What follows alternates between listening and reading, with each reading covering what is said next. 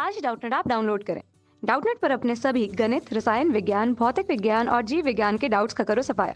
बस प्रश्न की फोटो खींचो, एक ही प्रश्न को क्रॉप करो और तुरंत वीडियो सोल्यूशन पाओ।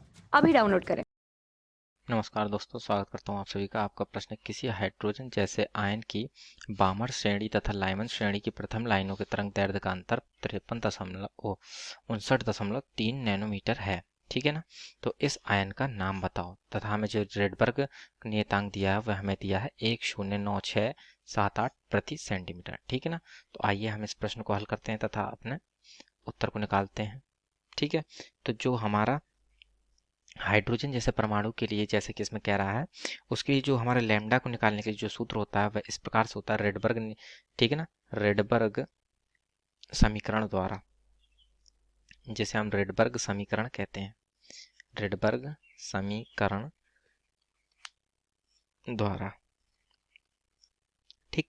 तो इसमें हम क्या देखते हैं, जो लैम्डा के लिए सूत्र होता है वह हमारा होता है 1/लैम्डा बराबर RH जेड स्क्वायर बटे 1/n1 square minus 1/n2 square. ठीक है ना। तो इस सूत्र का प्रयोग करके हम यहाँ पर अपने जो लैम्डा है उनमें अपने अनुपातों को निकालेंगे। उसके आधार पर हम अपने आयन का नाम देखेंगे कि क्या है। ठीक है ना। तो आइए हम देखते हैं। तो जैसा कि हमसे क्या कह रहा था, बामर श्रेणी तथा लाइमन श्रेणी। ठीक है ना। तो पहले हम बामर श्रेणी की देख लेते हैं। तो बामर श्रेणी की प्रथम लाइन के लिए, ठीक है ना, बामर श्रेणी की प्रथम लाइन के लिए, ठीक है ना, अर्थात प्रथम लाइन के लिए इसका क्या मतलब है कि जो भी हमारा इलेक्ट्रॉन है वह तीसरे ऊर्जा स्तर से दूसरे ऊर्जा स्तर में आया है। ठीक है ना। तो इसको हम बामर श्रेणी की प्रथम लाइन कहते हैं। ठीक है। तो अतः जो हमारा n1 का मान होगा वह हमारा होगा 2। ठीक है। तथा n2 का मान होगा वह हमारा कितना होगा 3। ठीक है। तो यहाँ पर हम अपना मान रखते हैं तथा लैम्डा बामर निकाल लेते हैं। तो 1/लैम्डा बामर बराबर होगा हमारा RH। ठीक है। तो RH तो हमारा नियतांक है, तो ये हमारा ऐसे ही रहेगा। ठीक। और यहाँ पर जैसे कि हमें जेड का मान निकालना है तो जेड का मान ऐसे रख देते हैं तथा 1/2 का स्क्वायर माइनस 1/3 का स्क्वायर। ठीक है ना। तो जब हम इसको हल करेंगे तो हमारे यहाँ से जो इसको हल करने के पश्चात 1/लैम्डा बी का मान आता है वह हमारा आता है RH जेड स्क्वायर। ठीक है ना। गुणा ये हमारा आएगा, ये 3 3 9 माइनस 4/9 चौको, ठीक है ना, 3 3 9 हो जाएगा, 9 चौक 36। ठीक। तो इस प्रकार से जब हम इसको हल करेंगे तो 1/लैम्डा बी का जो मान आएगा वो हमारा आएगा 5 बटे, ठीक है ना, 9 में 4 जाएंगे, 5/36 गुणे RH जेड स्क्वायर।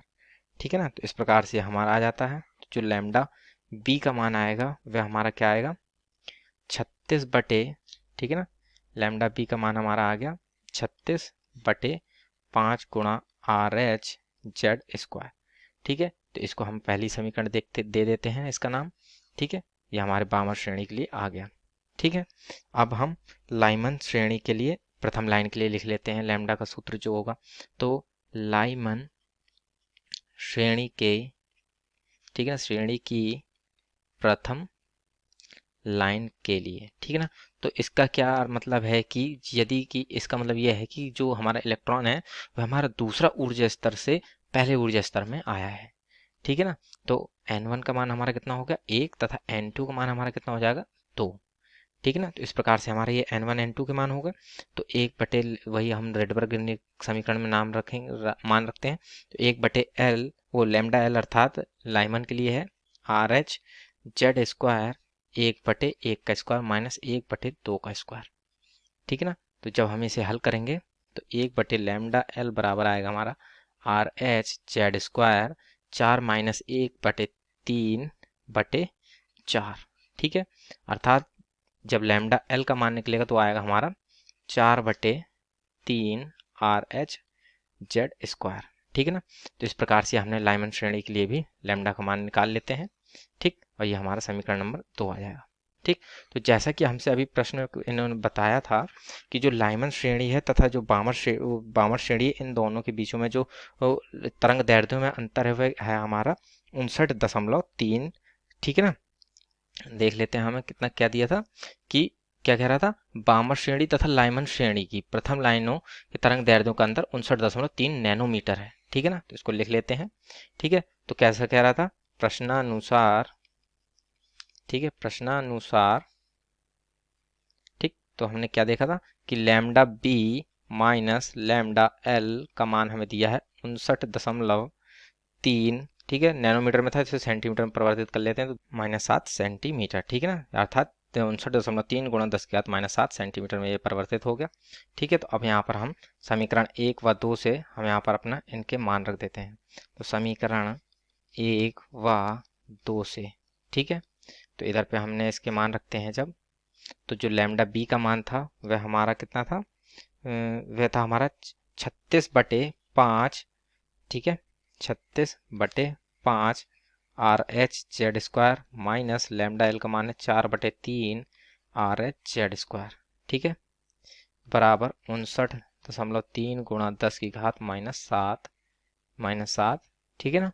तो अब हम इसको हल करते, तो 1/RH/Z² दोनों से हम कॉमन ले लेते हैं, 1/RH/Z² हमने कॉमन ले लिया ना, तो ये आएगा हमारा 36/5 माइनस 4/3, ठीक है ना, ठीक, तो ये हमारा आ गया, तो इसका बराबर आएगा हमारा 59.3 गुणा 10 की घात -7 के बराबर। ठीक, तो अब हम इसको हल करते हैं, तो ये जब ये हमारा 36/5 है, ठीक है ना, Z² को हमने दाईं तरफ भेज देते हैं और ये 59.3 है, इसको नीचे बाईं तरफ ले आते हैं, अर्थात ये जो कुछ इस तरीके से ये समीकरण हो जाएगी हमारी कि Z² बराबर हो जाएगा हमारा 1/59.3 गुणा 10 की घात -7 गुणा RH, ठीक है ना, RH, ठीक, और जब हम इसको हल करते हैं तो 36/5 का मान आता है हमारा 7.2, ठीक है ना, 7.2 माइनस 1.33, ठीक है ना, तो इस प्रकार से हमारे ब्रैकेट का मान हल करने पर आता है।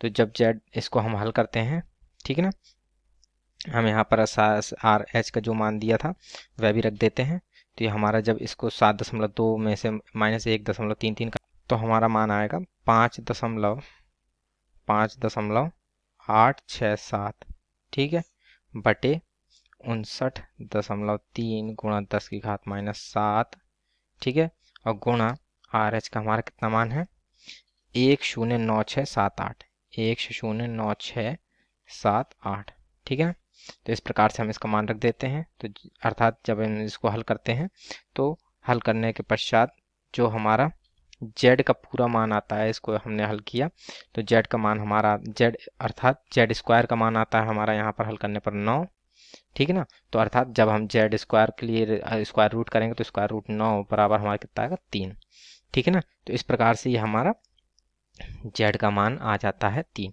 ठीक है, अर्थात ये हमारी परमाणु क्रमांक का मान आ गया 3, ठीक है, तो अतः ये जो हमारा परमाणु क्रमांक 3 है तो इसका क्या मतलब है कि ये हमारा लिथियम हो गया, अतः यह लिथियम हो गया, ठीक, और चूंकि कह रहा था कि यह हाइड्रोजन जैसा है, ठीक है, तो हाइड्रोजन जैसा होने के लिए इसमें केवल एक ही इलेक्ट्रॉन उपस्थित होना चाहिए, तो 3 परमाणु क्रमांक तो है, तो अर्थात इसमें 3 इलेक्ट्रॉन हुए, परंतु हाइड्रोजन जैसा होने के लिए इसमें 1 इलेक्ट्रॉन होना चाहिए, अर्थात इसे 2 इलेक्ट्रॉनों को त्यागना पड़ेगा, अर्थात ये हमारा +2 आयन होगा, ठीक है ना, तो ये हमारा लिथियम +2 आयन है, ठीक है ना, तो ये इस प्रकार से हमारे प्रश्न का उत्तर पूर्ण होता है। आशा करता हूँ आप सभी को उत्तर समझ में आया होगा। धन्यवाद।